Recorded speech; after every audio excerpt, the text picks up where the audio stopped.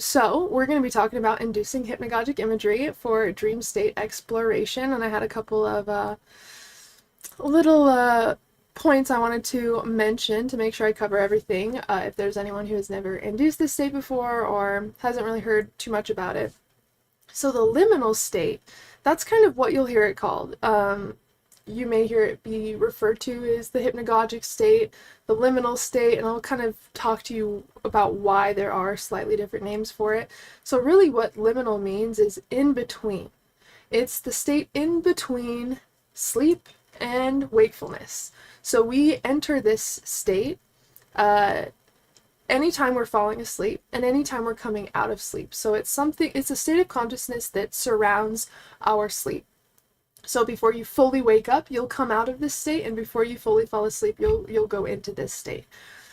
So again, that's called the liminal state, or liminal dreaming, you may have heard it been called. Now, the reason why there's slightly different names is because even though it is the same state, it differs slightly from if you're experiencing it falling asleep opposed to experiencing it coming out of sleep.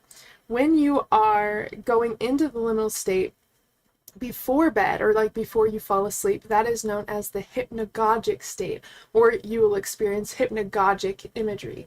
And really that just means the in-between state before you fall asleep. Now you experience the same state coming out of sleep, so maybe you turn off your alarm and you're waking up slowly, but you still see pieces of dreams or colors, or you can tell you're not fully awake. You have some like random dreamy thoughts that you don't really understand yet. It's because you're coming out of sleep. That is known as the 𝘾𝙃𝘼𝙉𝙀 state. So it's the liminal state, but it's when you're experiencing it coming out of sleep. So instead of going into the liminal state, you're coming out of the liminal state. So hypnagogia, or hypnagogic imagery, before we fall asleep, and hypnopompia, or hypnopompic imagery, as we're coming out of sleep. Now you can use both of these times for your practice with meditation, practicing mind awake, body asleep, practicing inducing dreams at will. Out-of-body experiences are a lot easier for me during this state as well. So this is such a cool state to use because, again, it's super easy to induce. You don't have to be in a certain state of like a stage of sleep or anything to induce this like you would REM sleep. So this is super accessible, and I definitely recommend learning how to use this as much as you can, because everything will kind of come back to the skills that you learn with liminal dreaming, or inducing this particular dream state. So how are these dreams different than REM dreams? So let's first talk about what you may experience during hypnagogic imagery or hypnopompia, and we'll just call them the liminal states. So if you ever hear me refer to the liminal states opposed to hypnagogia, they're the same thing.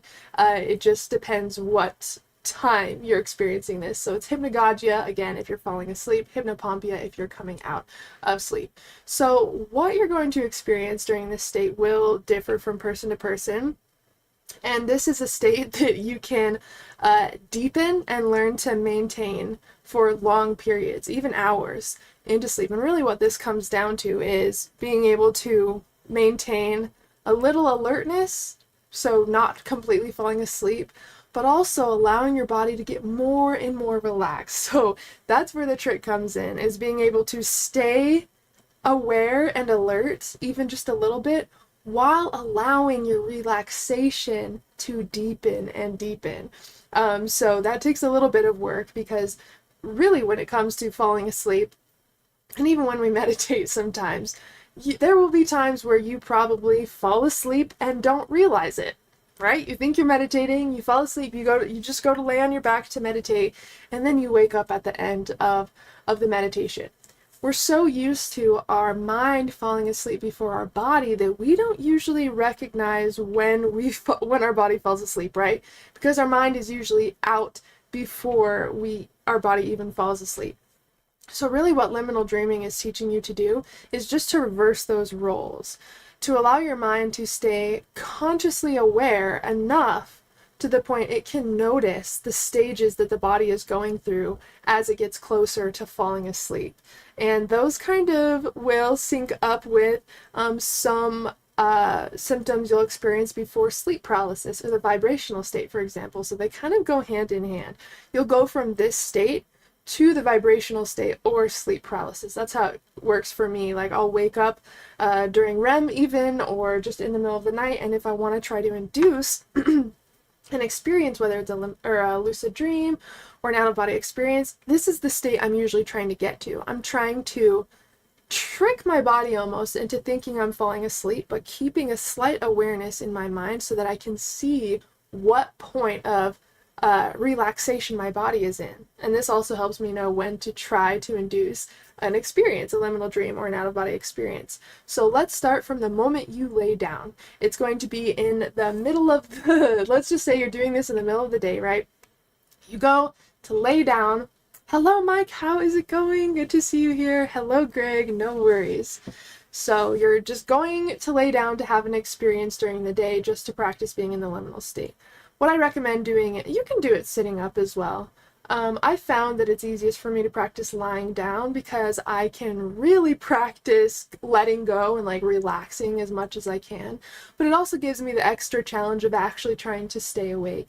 I notice usually when I like sit up, I'll just get uncomfortable after a while. My head will kind of like bob around, and I guess if you have like a cool recliner that you can sit in, that would be cool. Like this does recline, and I do have a little footrest that pops out, so maybe I'll have to try in this chair and let you guys know how it goes.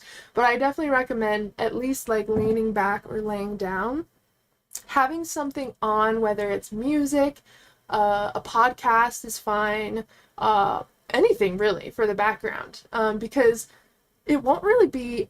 Now, some people will probably think, oh, that's a distraction. I want it to be like completely silent or something. But the point isn't to fall asleep. So it actually doesn't, I don't see it as a distraction because you're not trying to fall asleep. You're actually trying to keep yourself awake. So for me, I find it's easier to use my physical environment to act as an anchor when I'm going into the liminal state. So maybe I do have music on, or a podcast on, or a movie on. Maybe I do have a candle going or an oil diffuser. That way I'm also activating my sense of smell.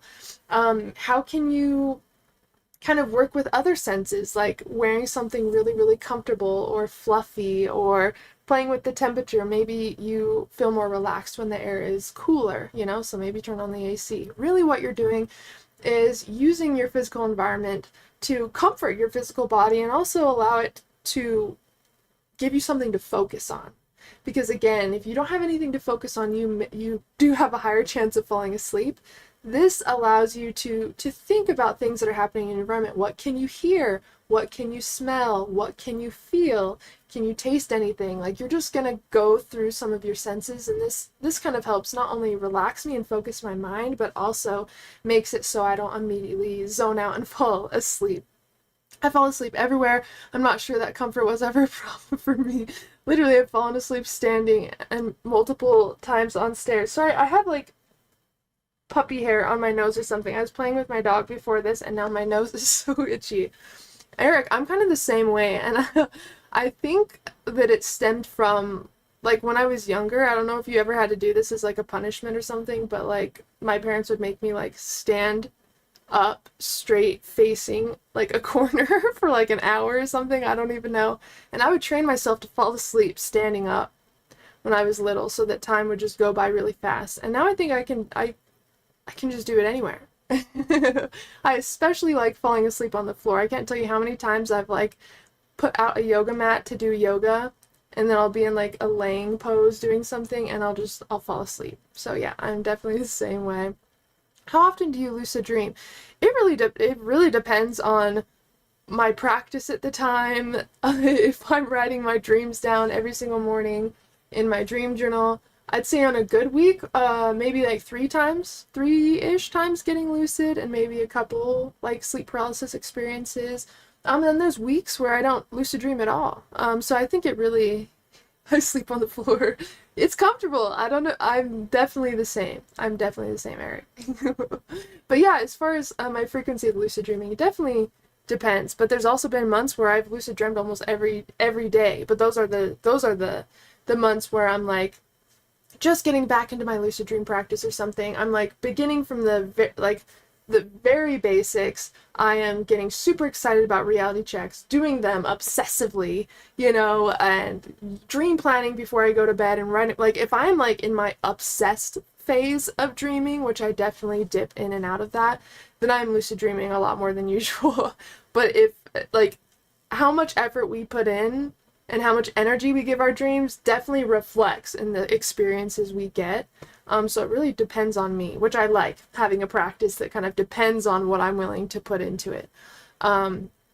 Let's see. So we were talking about senses. Okay, so yeah, set up your space a little bit before you practice liminal dreaming, just to make the experience more exciting as well. Like, I love having candles, I love having oil diffusers on, I love incense, I have lots of like delicious smelling like fabric sprays and stuff, and I'll just make it a really relaxing space. But keep in mind, you're not trying to put yourself to sleep, you're also trying to keep your mind engaged. So keep that in mind when you're kind of setting up your space.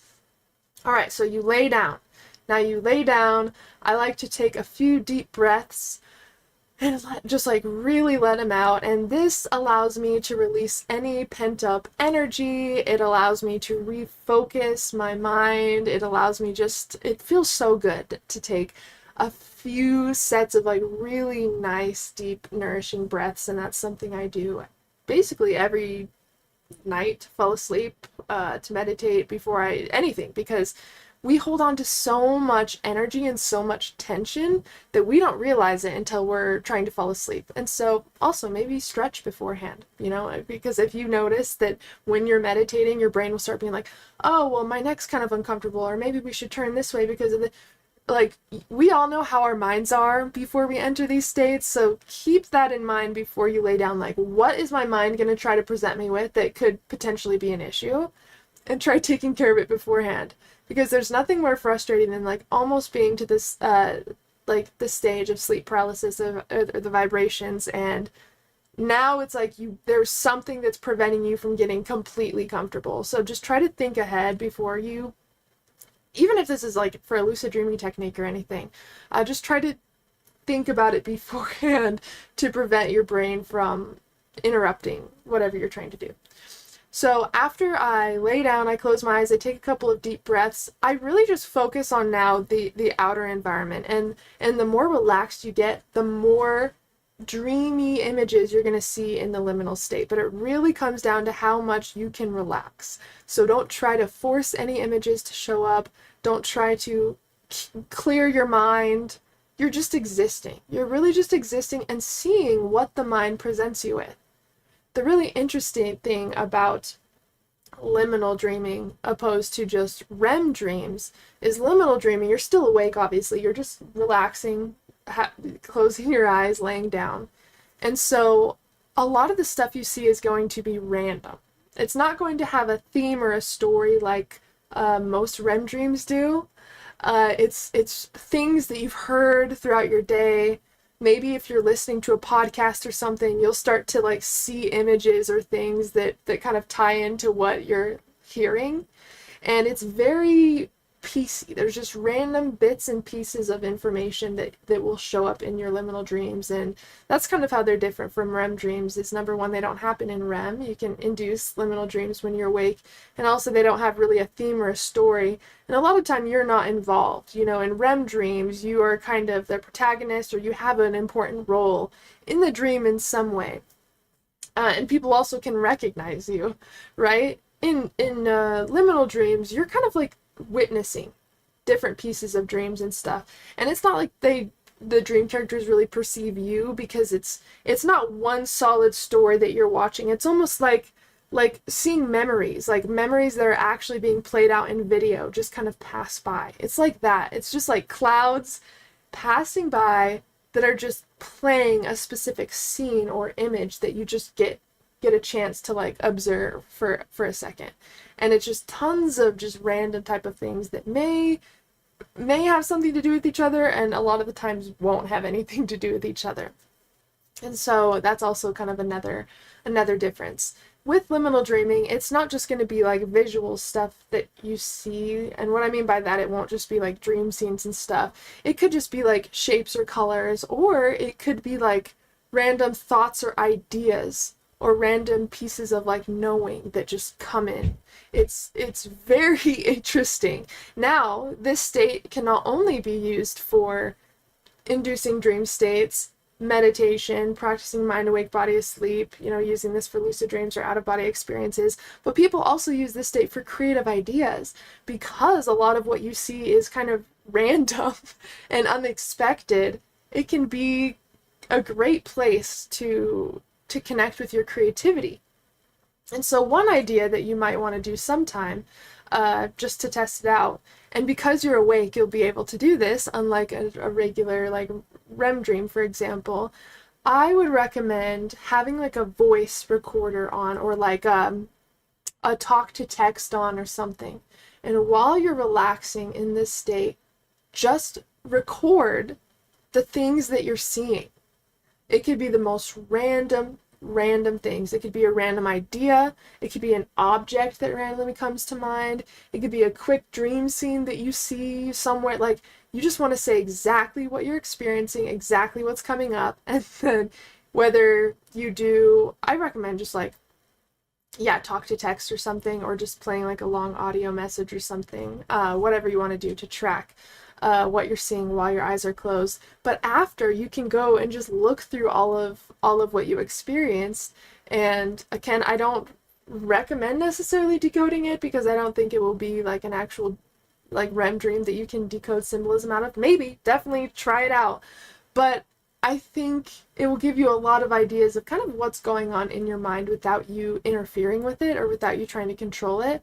And kind of like I always tell you guys regarding REM dreams, you can make a request or ask to see something in your dreams.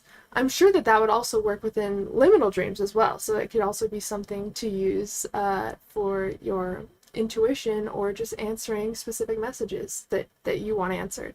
So play around with liminal dreaming, because I think that anything has the potential to come up in that state, because you're in like a theta brainwave. You're very relaxed. You're susceptible to new information. Your conscious mind isn't so active that it's like rejecting all of the information that it's seeing. Liminal dreaming takes you to a very receptive, open state of mind. And so not only can it help you with creativity and everything else that we have talked about, but I would challenge to see what it can. And what's interesting is, even though you can't have like full-on set in dreams with one moving theme, like in a regular dream, I have seen my grandma, who's passed away, I have seen her come up, like I've seen her face in my liminal dreams before. And even being in a liminal dream, I've smelt her perfume, like she was sitting right next to me. And because I am awake and getting really close to sleep during a liminal dream, I can kind of sense both states. I'm connected to the dream state, but I'm also connected to the physical. And so I have this unique ability to be able to perceive both states at once. It's kind of like dual body awareness, if you guys remember me talking about that. It's where you are fully conscious in a dream, you're lucid inside of a dream, but you can also feel your physical body at the same time. You can feel yourself sleeping in bed. You may be able to feel yourself, feel the vibrations on your physical body as well, from being in REM, from being in sleep paralysis. And so I do think that maybe the liminal state is a lot more like other dreams than we think so far. And even though I can connect to my grandmother in liminal dreams, it's obviously going to be different than it would with REM dreams. But I would just see what happens with your liminal experiences, because from my experience, they're never the same. The experience is never the same. So we talked about kind of how to get into this, how to set up your environment. I recommend laying down, closing your eyes, taking a few deep breaths to kind of get yourself situated, and then just focusing on the sounds you hear, the smells you smell, what you feel on your physical body. And then you will notice when the imagery starts. And you guys are probably more familiar with this than you think. I'm sure you guys have rubbed your eyes together and just seen all of those crazy colors and weird images and geometric patterns and stuff like that. Or even when you put your hands like over your eyes, you can kind of see lights and shadows just kind of like weaving in and out of your vision. It looks almost exactly like that to start. That's literally hypnagogic imagery. That's what it looks like when you start practicing. Except obviously you won't need to put pressure on your eyes, and you won't need to rub your eyes or anything. It will just naturally happen. And then those colors, those soft kind of colors and shadows and shapes that you see, those eventually become more clear, more colorful, more vivid, and turn into actual dream images. So clear that it may startle you and you may jump the first couple times that you see it. Because we're kind of used to seeing those, right? Again, I'm sure all of us have seen those type of like shapes or colors or images when we rub our eyes or when we're waking up or whatever. When we just close our eyes and all we see is darkness, and we start to see those kind of colors start forming out of the darkness. You will start to get used to seeing that. You will start getting used to seeing images and shapes and colors and flashes of light kind of appear in that way. But then there will be one time that where you're just in the liminal state, experiencing what you're used to experiencing, those colors and dream shapes and imagery, and you will see something so realistic, so vivid, that it will make you question if you're actually still awake. And sounds like a great entryway to lucid dreams, right? And that's one reason why they are used so often for lucid dreams, is because lucid dreaming requires us to be conscious within REM sleep, and practicing liminal dreaming and hypnagogic imagery teaches your mind to stay awake longer than your body. And so you will actually be able to go from the waking state into REM through light sleep, because you have to go through light sleep first before REM. And once you reach REM, you will have maintained conscious awareness the entire time. And it is possible to dip in and out of sleep and to wake up conscious in a dream. That's what's so cool about awareness, is all of those states and phases are going to happen naturally. It's just how often are you going to be awake during that process to see that transition. It's going to happen regardless whether we're awake or not. All we need to do is learn to maintain that awareness to see that natural transition that's going to take place regardless. So they do kind of start off as just those colors, flashes of light, those little dream scenes. You may hear random pieces of songs. You may start to smell different things. And that's also another way that I've liked to induce this state, is playing a song in my head that I know so well that I actually feel like I start to hear it, and then I do start to hear it, and it kind of induces a dream that way. So we're used to inducing like lucid dreams and dream states through visualization, what we can see, what we can interact with. But when was the last time you used your sense of smell, or your sense of taste, or your imagining music to actually get lucid? You can get lucid using any of your senses. We're just so hyper focused on using our visualization, but you can actually use any of your other senses as well. And so liminal dreaming would be a cool place to play around with that, because you can see what's working and what's not. With dreaming, with lucid dreaming and stuff, it's great because they're such potent experiences, but we miss a lot of opportunities to play around and practice, because if we miss our REM period, or maybe we fall asleep and we're too tired to practice another technique, we've got to wait till the next night. But with liminal dreaming, you can practice anytime. And it uses the exact same like process as getting into REM sleep or inducing another dream, if that makes sense. I found a YouTube video that sounds like a Tibetan bowl every 2 minutes to help keep me awake. Do you think it's a good method or too disruptive? It can totally work. That's actually called like a ramp timer type thing, and that's I think it was created by Robert Monroe, who created the Monroe Institute for Out-of-Body Experiences and like consciousness research, and I think it's Robert Monroe. And he used to create tracks called like hemisync waves, and it was that exact thing, is there would be some sort of sound or timer that would go off at random times that was designed to help wake you up during a REM period, so you could wake up in your dreams. And specifically for liminal dreaming, since you would be awake from that during that process, I think having a Tibetan bowl sound like every 2 minutes or something would be great, because it's not really disrupting you, because the goal is not to fall asleep. If you were using that same one for like dreams or lucid dreams or something, I'd say every 2 minutes might be a little bit much. I think I have one on my channel that goes off every like 30 minutes or something. For dreaming, that would be great. Since you're practicing liminal dreaming, which uses your conscious mind, I don't think that every 2 minutes would be disruptive. I think that would probably help kind of anchor some more awareness. And of course, you can see how it works. If you wish you had a little bit more time in between the bells, now you know for next time. And that's all that this is this, you were just like figuring out what works, what doesn't work, until you have like really fine-tune a recipe that works for different things. Like you might use a whole different process for lucid dreaming than you do for liminal dreaming. I would just test it out, yeah, and see what works, but I think the ramp timers are a great idea.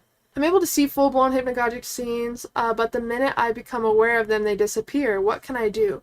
So what I like to do is not to focus on them. So usually I try to almost see through them. It's kind of like if you were looking into a sky full of stars or into a forest. You're not staring at it like a black wall, because there's depth to it, right? There's depth to the sky, there's depth to a forest. So you're almost wanting to see into it.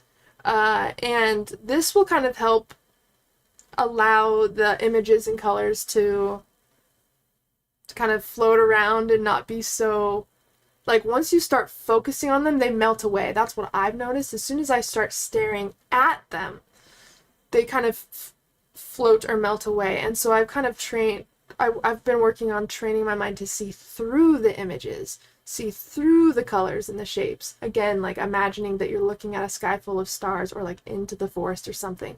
And just that little perception switch has allowed the colors and stuff to remain more clear. And also having like a kind of a set point of focus, because I notice if my eyes are all everywhere, just looking all around as all of this imagery is happening, it can cause the imagery to kind of like melt away. And so I try to find just not like a super strong fixed point, because it can almost create more stress for not only your eyes but just your brain to try to like have all these moving pieces, you know, like figured out. So just have around like just a very basic area of where you're going to kind of have your focus, and then just try practicing seeing through anything that kind of shows up. And also, when you get excited, you can kind of feel that little feeling in your heart or your belly when an image finally shows up, or you think a dream's starting, you know, and you get that, like, your stomach drops because you get so stoked. You're like, oh my god, it's happening. That alone can also kind of interrupt the experience. And so I think it's also a combination of allowing yourself to see something without it affecting your body. Right, because we'll like see a dream starting, and then like we'll feel this like bit of adrenaline, and like it will have a physical impact on the body, and that physical impact wakes up the body enough to where the images kind of get interrupted and subside. So I think it's just about allowing yourself to be aware of what's happening without it having a physical effect on your body. And again, this can be practiced just during the day, like maintaining a little more sense of calm before bed, practicing meditating and just having this anchored presence. And again, like the more we practice these things outside of our dream practice and stuff, it directly translates to our dream practice. For example, like practicing awareness and just being more aware and present of the world around you. That will naturally reflect in your dreams. You will naturally have more awareness and presence within your dreams after practicing making this a habit in the waking state. The same is with allowing external things to create a physical reaction in the body.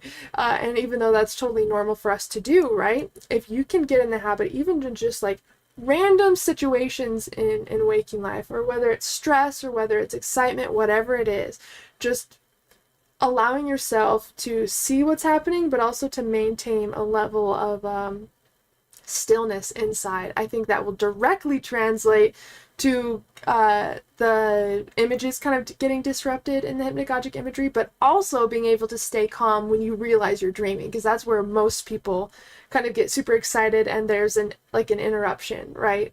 And again, like when we get lucid, regardless of what feeling you're feeling, if it's too strong of a physical like impact on the body, it is enough to wake you out of the experience. Because when we're dreaming in REM sleep, REM is our lightest stage of sleep, so our brainwaves are more active in REM sleep than they are when we're fully conscious. So even the smallest like jolt of excitement or fear, whatever it is, could be enough to even end the whole dream. So the main things we want to practice, and again, this is why liminal dreaming is so awesome, because you don't have to be asleep to practice this. You can wake up directly out of the state and go back in. It doesn't matter if you're in REM sleep. It doesn't matter if you're this or that. Like, you can practice over and over and over with these things. And the more you practice, the easier you're going to be, and faster you're going to be able to enter the hypnagogic state, the more colorful and vivid it's going to seem. And the more you'll be able to stay calm as the images transition. And as they transition into something else, this is how we start to almost enter a dream from liminal dreaming. Again, it's going to be random images, shapes, colors, flashes of light. And if you can allow those to be present without interrupting them by hyper-focusing on them or getting super excited and worked up, if you can just allow them to exist and to go when they want to, and to come when they want to, I'm telling you, there's going to be a time where you don't expect a full dream to manifest. And just out of those colors and those flashes of light, you're going to start to see some realism and some clarity, and it's really going to pull you into a fully conscious dream one time. One day, it's going to happen, and you're going to know why you've been doing this training. I'm telling you, it is this state to practice getting the hang of, because it directly connects to everything within dream work. I feel like there is a little skill within liminal dreaming in there for every practice within dream work. It's really, really cool.